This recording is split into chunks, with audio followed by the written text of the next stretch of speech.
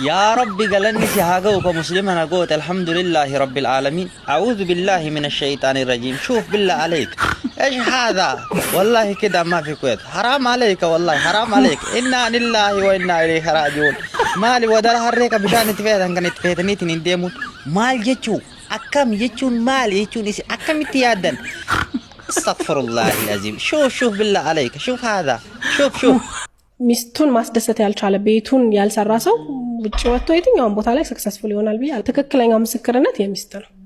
የእግዚአብሔርም ቃል ሲናገር ጸሎቱን ላንዲከለከል ያደርጋልና ትልቁን ኃላፊነት ቤቱን ማስተዳደር ይቻላል። ሚስቱን የወደደ ልጆቹን የወደደ ሚስቱን ያከበረ ሰው የትም አደባባይ ላይ ቢወጣ ሞገስ ይኖረዋል፣ ተቀባይነት ይኖረዋል፣ ያሰበው ይሳካለታል። ሚስቱ መረቃ የላከችው ሰውና ሚስቱን አስከፍቶ አቢዩዝ አድርጎ የወጣ ሰው ይመስላል እንጂ ለጊዜው አይሆንም። ምክንያቱም የእግዚአብሔር ቃል ነው። እንድደስ የሚል ነገር አነሳሽ በጣም እና እላለሁ አንዳንድ ጊዜ አሁን የሚነሱ ነገሮች ስላሉ ትዳር ሲነሳ ብዙ ጊዜ አሁን ወጣቱ ትውልድም ትዳርን እንዲፈራ በሁለቱም ጽንፍ ነው እንዲፈራ የተደረገው። በጣም መጥፎ ጎንም በጣም ጥሩ ጎንም ትዳርን እንዲፈራ ያደርጋልና እላለሁኝ ብዙ ጊዜ በቃ ሚስትም እኮ ባሏን መውደድና ማክበር አለባት። ትልቁን ኃላፊነት ግን ባል መውሰድ አለበት። ሚስቱን የሰማ ሰው ተዋት አድርግ ያለችው ነገር ብዙ ጊዜ ሀፕን ያደርጋል። ገጥሞሽ ያቀበል በጣም ሚስቱን መስማት ይላሉ።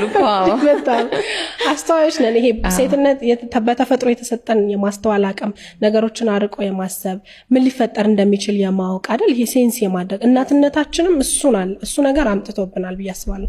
ተፈጥሯችን ይመስለኛልና ሊመጣ ያለውን ነገር በተወሰነ መንገድ ሴንስ እናደርጋለን። መጥፎ ነገር ልብ ይነግሮኛል ትያለሽ። ስክሮል ዝም ብለህ አታድርገው። ላይክ አድርግ፣ ሼር አድርግ። ነብዩ ሰለላሁ ዐለይሂ ወሰለም ምን ይላሉ? አዳል ዐለል ኸይር ከፋዒሊ፣ መልካም ነገርን አመላካች የሆነ ሰው ልክ እንደ አድራጊው ነው።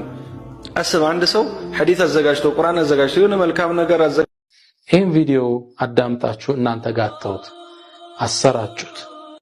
ቁርአን ላይ አላህ ይህን ህግ አስቀምጧል። ልብ በሉት። ወማ ካነ አላሁ ሙዐዚበሁም፣ ያንተ ጌታ እኮ የሚቀጣቸው አይደለም። ወሁም የስተግፊሩን፣ እነሱ እስትግፋርን እየጠየቁት ማህረታን እየጠየቁት ወደሱ እየተዋደቁ ያንተ ጌታ የሚቀጣቸው አይደለም። ይሄ የአላህ ቃል፣ አላህ ቃሉን የሚሞላ ጌታ።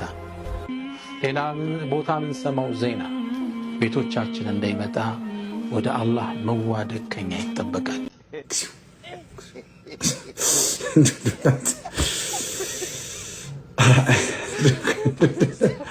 እና የህዝብ ነው 200 ዓመት ራሱን የሚቀይር። እኛ ራሱ ተቃጠልን እኮ።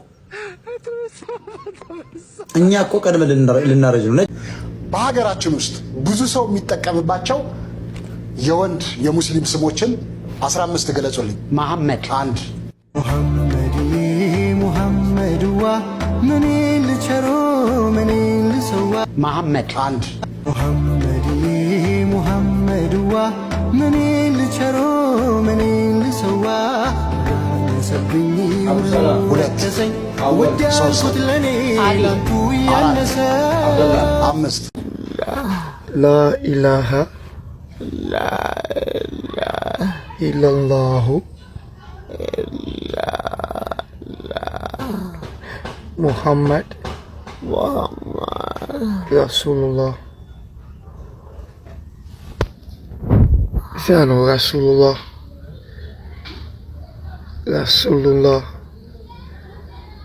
ኮምፕሊት ረሱሉላህ